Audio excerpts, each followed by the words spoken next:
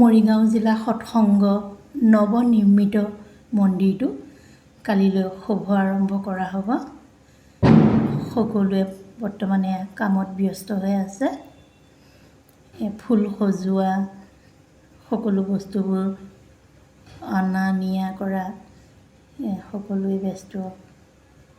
এইবিলাক ফুলবিলাক যে দেখিছে সকলোবিলাক নেচাৰেল ফুল হয়।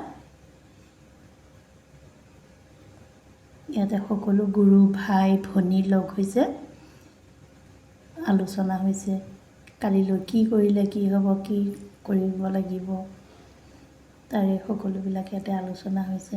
সকলো একেলগে লগ হৈছে।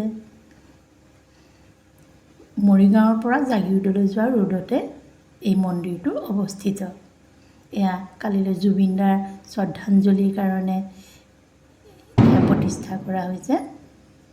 সকলোখিনি কালিলৈ দেখাম বাৰু, এতিয়া কাম চলি আছে, শেষ হোৱা নাই।